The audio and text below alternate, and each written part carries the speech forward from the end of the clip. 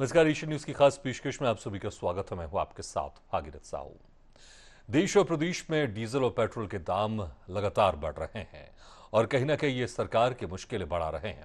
विपक्ष का सरकार पर सीधा वार है कि इस कमर तोड़ महंगाई के लिए सिर्फ और सिर्फ भाजपा की सरकार जिम्मेदार है। लेकिन क्या वाकई वैश्विक संकट के बीच सरकार की मजबूरियां बढ़ रही हैं? आज पेट्रोल डीजल की कीमतों का असर हर घर की रसोई तक दिखाई दे रहा है। सब्जियों से लेकर ट्रांसपोर्ट और रोजमर्रा का हर सामान महंगा हो रहा है, जिससे आम आदमी की जेब खाली हो रही है। उत्तर प्रदेश समेत कई राज्यों में समाजवादी पार्टी और कांग्रेस ने प्रदर्शन तेज कर दी है। विपक्ष का आरोप है कि सरकार टैक्स कम करके जनता को राहत क्यों नहीं दे रही है। दूसरी तरफ बीजेपी नेताओं का दावा है कि जिस तरह से युद्ध चल रहा है, अगर बात कर रहे हैं ईरान और अमेरिका की, और इसके अलावा अगर देखें यूक्रेन और रूस का भी युद्ध चल रहा है, और इसके चलते कहीं ना कहीं अंतर्राष्ट्रीय बाजारों में कच्चे तेल की सप्लाई चेन टूटने से ये हालात बने हैं। सरकार का कहना है कि भारत दुनिया की सबसे तेजी से बढ़ती अर्थव्यवस्था है और गरीबों को मुफ्त राशन जैसी योजनाओं से राहत दी जा रही है।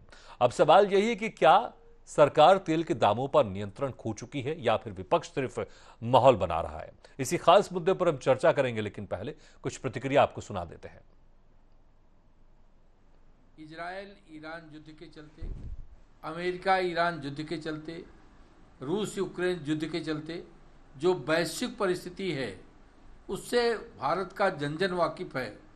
बेशक ये हो सकता है कि श्रीमान राहुल गांधी न वाकिफ हों। और पेट्रोल और डीजल की कीमतें इन वैश्विक कारणों के कारण, ये जो इजराइल और ईरान का युद्ध है इसके चलते लगातार बढ़ रहा है। वो सब एक कठिन विषय है, लेकिन चूंकि वो अंतर्राष्ट्रीय स्तर पर ये आयात होता है, विभिन्न देशों से आयात होता है, तो उसको लेकर के जो कठिनाइयाँ भी हैं वो भी सबको पता है। और क्यों इसका दाम बढ़ रहा है ये भी पूरी दुनिया को पता है कि ये वैश्विक कारण है।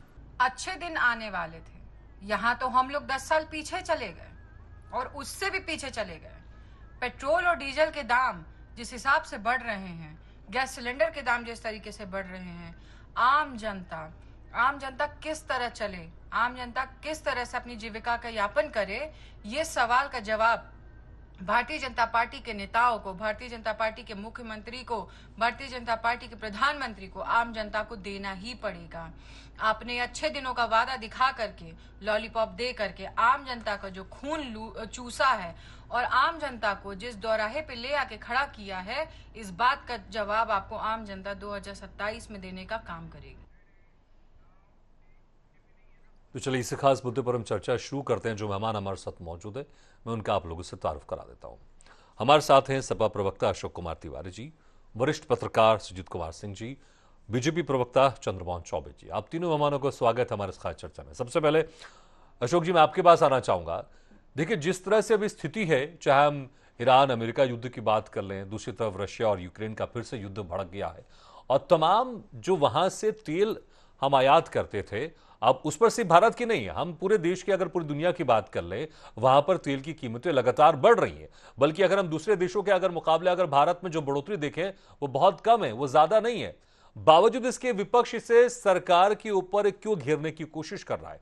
क्योंकि ये, क्या आपको लगता है कि भारत सरकार की जो नीतियां रणनीतियां उसके कारण ये माहौल बना है? क्योंकि जंग तो भारत सरकार ने नहीं छेड़ी ना, जंग तो अमेरिका की तरफ से शुरू हुई थी और लगातार वो जंग चल रही है और इसका असर तो पूरी दुनिया में पड़ रहा है, तो फिर कुछ तो असर इसका भारत में भी पड़ेगा ना। तो विपक्ष क्या इस माहौल को भुनाने की कोशिश कर रहा है? देखिए सर, आप सवाल कर सकते हैं, सवाल करना आपका जायज है, लेकिन जवाब हम दे रहे हैं आपको सर। जवाब हम आपको दे रहे हैं इस बात का, क्योंकि ऐसा कुछ नहीं है। विपक्ष खाली घेरने का प्रयास नहीं कर रहा है। भाजपा सरकार की, केंद्र सरकार की नीतियां ही ऐसी हैं जिनको हम उजागर कर रहे हैं, जिनका हम पर्दाफाश कर रहे हैं, जिनको हम पब्लिक डोमेन में अपनी बात कह के ला रहे हैं। पब्लिक जानती भी है इन चीजों को। जब कच्चे तेल के दाम बहुत काफी मात्रा में गिर गए थे, तब भी हमारे देश में तेल के दाम नहीं गिरे थे, इसलिए बढ़ोतरी कम लग रही है। अगर तेल के दाम पहले गिरे होते अगर, तो बढ़ोतरी ज्यादा लगती, लेकिन बढ़ोतरी कम इसलिए लग रही है क्योंकि पहले तेल के दाम गिराए ही नहीं गए। पहले भी तेल के दाम ऊंचे रखे गए, जनता को लूटा गया, तेल कंपनियों को फायदा पहुंचाया गया, सरकार ने खुद को फायदा पहुंचाया। आज हालात ये है, एक लाइन बात कह दी, बात समझने वाले समझ गए हमारी बात। अब दूसरी तरफ ऑन द अदर हैंड देखें अगर, तो वैश्विक स्तर पर पहले से ही हम ऐसी डील कर चुके हैं, इस प्रकार की डील हमने करी है कि हमने रसिया से तेल खरीदना कम कर दिया। चलिए, जो पहले से ऑर्डर था वो तेल आया, अभी भाजपा को कहेंगे कि तेल आ रहा है, तेल आया, लेकिन तेल खरीद कम कर दी हमने, हम दबाव में आ गए अमेरिका के। आज हम अशोक जी, मैं अमेरिका थोड़ा से महंगा टोकना तेल चाहूंगा खरीदते आपको, तो लेकिन मैं थोड़ा तो फैक्ट आपको जरूर बता दूं। अभी नंबर 1 पर रशिया ही है, जहां से हम सबसे ज्यादा तेल खरीद रहे हैं। सबसे ज्यादा तेल हम रशिया से ही खरीद रहे हैं। आप कहेंगे ऐसा, मैं पहले ही अर्ज कर चुका हूं, जो पहले से हमारी बातचीत थी, इसके आधार पर कुछ दिन के लिए ढील भी दिया। अमेरिका के दबाव में चल रहे हैं, अमेरिका कहे तो खरीदो, अमेरिका कहे तो ना खरीदो। ये बात मैं एक सरल भाषा में रख रहा हूं, जो आम आदमी जानता है, हिंदुस्तान का चैनल भी जानते हैं, मीडिया भी जानता है इस चीज को। आज 0.18 का टैक्स, आज 18 टैरिफ है उनका, हमारा टैरिफ 0 है, हम 0 ले रहे हैं। ये बेमेल खिचड़ी क्यों पकी है? आज क्यों दबाव में है हम? हमारा हमारा लाखों करोड़ों और हजारों करोड़ का नुकसान हुआ है, जो रूस से तेल खरीदना कम किया हमने, हमने अमेरिका से तेल खरीदा।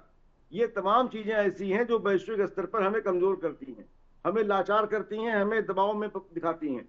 On the other hand, dollar का दाम देख लीजिए, रुपए का दाम देख लीजिए, ये बहुत बहुत ज्यादा तंज मारते थे मोदी जी पहले जब मुख्यमंत्री थे, जब तब बोलते थे इस बात को। आज वो कंट्रोल क्यों नहीं कर पा रहे हैं?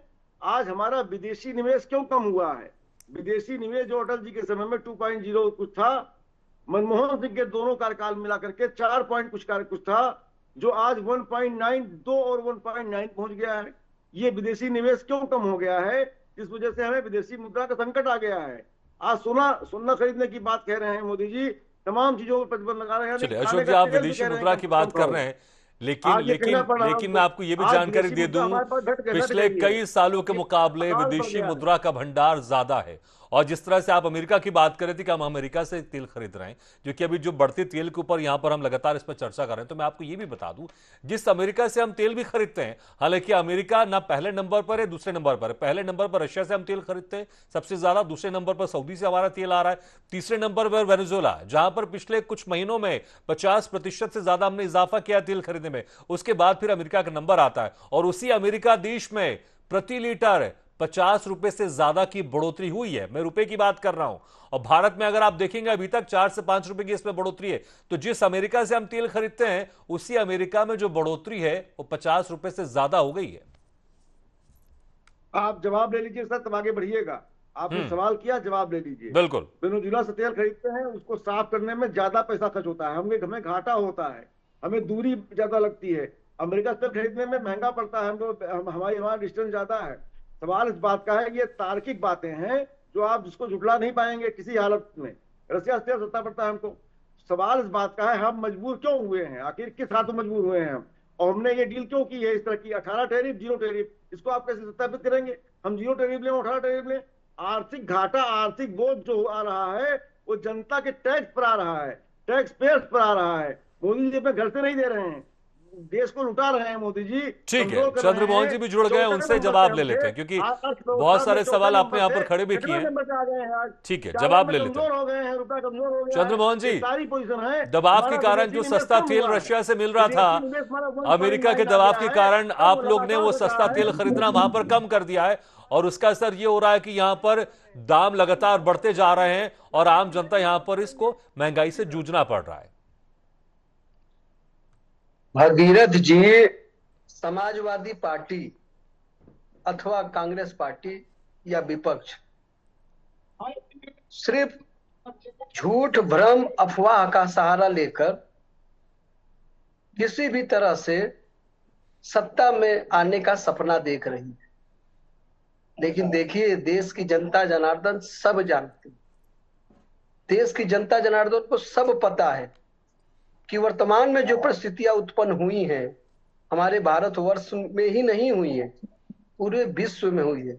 ये जो महंगाई वाली बात बता रहे हैं, या हमको ये सबको डराने का प्रयास कर रहे हैं, भड़काने का प्रयास कर रहे हैं, उकसाने का प्रयास कर रहे हैं, तो ये महंगाई कोई भारत में नहीं है, या भारत के द्वारा जनित ये वैश्विक संकट नहीं है या वैश्विक महंगाई नहीं है। ये महंगाई सबको पता है, भारत के बच्चे बच्चे को पता है, विश्व के बच्चे बच्चे को पता है। बस हमारे जो हमारे विपक्षी दल हैं, इन लोगों को बस नहीं पता है, और पता भी है तो ये लोग भ्रम अफवाह फैला रहे हैं।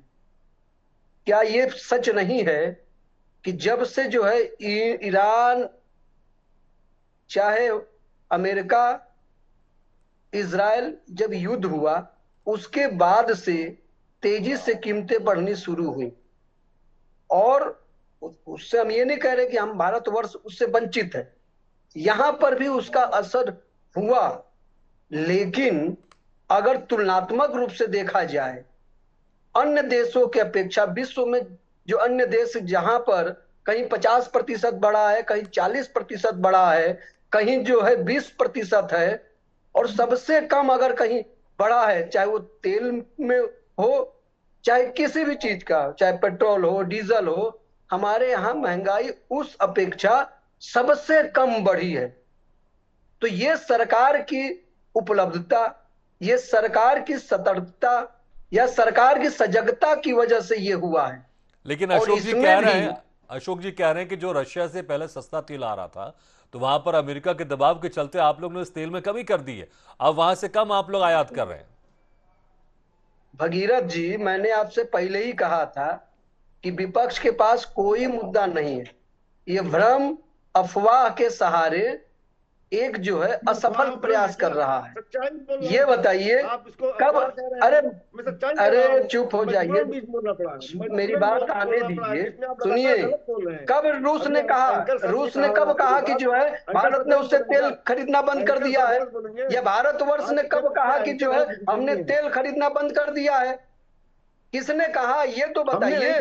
हमने कभी नहीं सिर्फ कहा। सपा कह रही है हमने कहा इसलिए, तेल कम आ रहा है। कांग्रेस कह रही है इसलिए हमने मान कहा लिया तेल कम जाएगा। आ रहा है, कम मंगाया जा रहा है। सुनिए, दबाव में तेल कम आ रहा है, सुनिए हमने सुनिए, खरीदना बंद कर दिया। जब आपकी सत्ता थी ना यूपीए की, जिसमें सपा, कांग्रेस सब मिलकर, तब आपको पता है इसी अमेरिका के दबाव में मनमोहन सिंह जी की सरकार ने ईरान से तेल खरीदना बंद किया था। तो डरते कौन है? डरने वालों का पुराना इतिहास रहा है, जिसने डर की वजह से 1967 में अमेरिका के डर की वजह से अमेरिका डॉलर के मुकाबले में एक दिन में 4.5 रुपया बढ़ाया था डॉलर का, जहां एक जिस दिन बढ़ाया था उस दिन 3.5 रुपया एक डॉलर के बराबर हमारा रुपया था। वही अमेरिका के दबाव में इन्होंने 7.5 रुपया रातों रात कर दिया था। चलिए, जंग तो ये क्या बात ईरान करेंगे? अमेरिका में चल जो रही है, खुद जंग डरे तो रहते हैं। यूक्रेन रशिया में चल रही है, लेकिन यहाँ पर भी सियासी जंग लगातार जा रही है। और हम पूरे देश की बात करें, राज्यों की बात करें, वहां पर भी पक्ष विपक्ष आपस में उनकी जंग चल रही है, सियासी जंग। सुजीत कुमार जी, कैसे देखते हैं आप जिस तरह से ये अब लगातार विपक्षी पार्टी सरकार को घेर रही है तेल के दामों को लेकर? क्या जनता को सरकार ये समझा पा रही है कि जिस तरह से वैश्विक परिस्थिति उसका असर हो रहा है, और दूसरे देशों के मुकाबले भारत में खासकर जो स्थिति है वो ज्यादा बेहतर है, क्योंकि लगातार विपक्षी पार्टी कई मुद्दों के साथ सरकार को घेरी? जिस तरह से भी आपने सुना होगा, अशोक कुमार जी कह रहे हैं कि पहले हम रशिया से जो तेल खरीदते थे उसमें कमी कर दी गई है अमेरिका के दबाव में। तमाम इन मुद्दों को लेकर, चाहे सत्ता पक्ष की बात कर लें, विपक्ष की बात कर लें, दोनों जनता को एड्रेस कर रहा है। कौन ज्यादा कन्विंस हो पा रहा है जनता को समझाने में? देखिए, विपक्ष नाहक परेशान है। मेरे समझ में नहीं आता है कि इस देश का विपक्ष क्यों परेशान है। तेल, चाहे वो डीजल हो, सीएनजी हो, पेट्रोल हो या डॉलर हो, चल तो सब एक ही स्पीड में बढ़ रहा है। तो जब सब कुछ साथ है साथ बढ़ रहा, तो विपक्ष क्यों परेशान है? अर्थव्यवस्था एक आइंस्टीन फाइल के नाते अगर देश भोग रहा नीचे है, जा रही है, अर्थव्यवस्था गिर रही है, विदेशी मुद्रा का भंडार कम हो रहा है, देश संकट से जूझ रहा है। अशोक जी प्लीज मेरी बात को सुने। मोदी की गलत नीतियों से देश भयंकर संकट से गुजर रहा है। अशोक जी आप बहुत वरिष्ठ व्यक्ति हैं, प्लीज मेरी बात को सुने। कुछ बोल दीजिए सर, इस पर सर कुछ बोल दें सर, निष्पक्ष हैं आप, अच्छे व्यक्ति हैं, सम्माननीय हैं हमारे हैं, इस पर भी बोल दीजिए कुछ सर, महंगाई पे बोल दीजिए सर। अशोक जी आपने मेरे शब्दों को नहीं सुना और रिप्ले करिएगा। ठीक है सुजीत जी, फिर से बोल दीजिए। परेशान है। डॉलर, बात कंप्लीट करिए सर। डीजल, पेट्रोल, सीएनजी, सब में तो ऊर्जा है और ऊर्जा के साथ सब साथ साथ आगे बढ़ रहे हैं, तो इसमें समस्या क्या है? विदेशी निवेश क्यों घट अरे रहा भाई है? डॉलर की, विदेशी निवेश घट डॉलर, रहा है, अरे इसको बोलिए ना। अशोक जी प्लीज सुने मुझे। छठे नंबर पे क्यों आ डॉलर गए जो हैं? है, चौथे से छठे पे क्यों आ गए हैं? इसको बोलिए। अशोक जी अशोक जी आप मुझे सुने। हाँ, जी डॉलर सर, के मैं मुख्य सुनने डॉलर के लिए बैठा पहले हूं आपको। अशोक मोदी जी जी सुन कह लेते रहे हैं, थे सुन लेते डॉलर हैं, पतला क्योंकि हो आप रहा जो है। चाह रहे हैं वही सामने वाले भी क्या, ऐसा तो नहीं होगा ना। आपने सवाल रख दिया, उनको अपना जवाब देने दीजिए, उनको अपने हिसाब से अपना जवाब देने जी दीजिए। जी सर, जी सर, आप बोले सर। मैं यही तो कह रहा हूं कि डॉलर उसी स्पीड से बढ़ रहा है, डीजल उसी स्पीड से बढ़ रहा है, पेट्रोल उसी स्पीड से बढ़ रहा है, सीएनजी उसी स्पीड से बढ़ रही है, सब में ऊर्जा है। एक आइंस्टीन फाइल के नाते अगर आज भारत के एक व्यक्ति के नाते पूरा का पूरा देश झेल रहा है, तो इसमें विपक्ष को दिक्कत क्या है? हमारे पूरा देश झेल रहा है। मोदी जी तो मौत से है ही। आपने सच्ची बात कही थी, आपके मुंह से सच्चाई निकल गई सर। Thank you sir. आपने फाइल का नाम ले और लिया, रह गई बात दबाव रूस का से नाम ले तेल लिया। खरीदने की, अच्छा लगा तो कि आपने रूस कम के से कम पीछे एक्सेप्ट किया, हम स्वीकार किया अमेरिका कि के दबाव में पिछलग्गू हो रहा बन है। करके और रूस के पीछे पीछे रूस को हम छोड़ रहे हैं, ये कौन नहीं जानता? अरे भाई आपने 2014 में सत्ता संभालने के बाद $15 प्रति बैरल आपने डीजल भी तो खरीदा है, ऑयल खरीदा है। तब आपने एक्साइज ड्यूटी 370% तक बढ़ा दी और तेल वही 86, 87, 89 रुपए के आसपास रहा। और आज जब डीजल 115, 120, 125 के आसपास पहुंचा, कांग्रेस के समय में भी तो $118 और $125 के आसपास डीजल ये पेट्रोलियम पदार्थ खरीदे जाते थे विदेश से, लेकिन तब रुपया हमारा 55, 52 और 54 रुपए के आसपास था। तो आज रुपया पतला नहीं हो रहा। ठीक है, मेरे पास समय कम है, लेकिन क्या इस तेल को लेकर सियासी खेल हो रहा है? संक्षेप में बता दीजिए आप सुजीत जी। नहीं, सियासी खेल नहीं हो रहा, यथार्थ बताया जा रहा है। ठीक है, आप कह रहे यथार्थ हो रहा है। ठीक है अशोक कुमार जी, मुझे लगता है कि जब पहले आपको ऐसा लगा कि सुजीत जी आपकी मनमाफिक बात नहीं कर रहे हैं तो आपको थोड़ा बुरा लग रहा था, लेकिन फिर आपको उनकी बात कुछ अच्छी लगी। लेकिन जिस तरह से सुजीत जी बात कर रहे थे कांग्रेस के जमाने की, तो सबको ये पता है कि ऑयल बॉन्ड उस वक्त कम से कम 3 लाख करोड़ से ज्यादा का खरीदा गया था, जो कि अभी की सरकार ने उसको पे किया है। तो उस वक्त भी तमाम ऐसी स्थिति थी। लेकिन ठीक है, मेरे पास समय कम है, लेकिन क्या आपको लगता है अशोक कुमार जी, जिस तरह की बातें आप कर रहे हैं, जनता आप लोग की बातें समझ रही है और इसका असर 2027 में उत्तर प्रदेश में होने वाला है? संक्षेप में देखिए सर, आदरणीय सुजीत जी पहले भी अच्छी बात कह रहे थे, मैं उनसे खाली क्वेश्चन कर रहा था, उनसे बातें कहना चाह रहा था। उन्होंने हमारी बात को समझा और उस बात को क्लियर तरीके से कह दिया। ठीक है, मेरे पास समय कम है, 10-15 सेकंड में लास्ट कमेंट। आज के समय में इतने निष्पक्ष व्यक्ति हैं, इतने आदरणीय व्यक्ति हैं जो जनता की बात करते हैं। सच्चाई मैं कह रहा हूं सर, सच्चाई जो आपका सवाल है, ऑयल बॉन्ड की बात कर रहे हैं, तमाम चीजों, जनहित में हर चीज जायज है। जनहित में अगर ऑयल बॉन्ड लिए तो जनहित में खर्च किए। ठीक है, मेरे पास समय कम है, 10-15 सेकंड में एक लास्ट कमेंट आपका प्लीज। कर्जा, विदेशी कर्जा हमारे पास 2 लाख 5 लाख करोड़ रुपया हो गया है, जो अपने ऐशो इशरत पर खर्च किया गया। ठीक है, लास्ट कमेंट चंद्रमोहन जी, 10-15 सेकंड में, फिर मुझे क्लोज करना होगा, समय कम है। ठीक है, भगीरथ जी, मुझे भी दीजिए। देश की जनता देख रही है कि किस प्रकार से विपक्ष आपदा में भी अवसर ढूंढने की कोशिश कर रहा है। देश की जनता ये देख रही है कि जब वैश्विक मंचों पर या वैश्विक स्तर पर इस समय जो है युद्ध की वजह से ये स्थितियां उत्पन्न हुई है। ठीक है, आप कह रहे हैं कि विपक्ष में अवसर ढूंढने की कोशिश कर रहा है। ठीक है सुजीत जी 10 सेकंड आपको भी लास्ट प्लीज। अभी आप कह रहे थे कि 2027 में इसका असर होगा। दरअसल भारतीय जनता पार्टी 2 भागों में विभाजित है।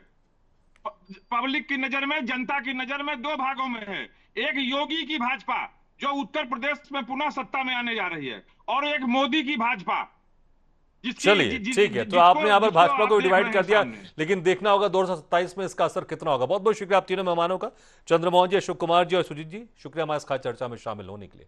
तो जिस तरह से तेल के दाम लगातार बढ़ते जा रहे हैं, अब इस पर सियासी खेल भी शुरू हो गया है, खासकर उत्तर प्रदेश में 2027 में इसका कितना असर होगा, ये देखने वाली बात होगी। इसी के साथ हमारी खास पेशकश फिलहाल इतना, लेकिन खबरों का सिलसिला लगातार जारी, आप देखते रहिए एशियन न्यूज।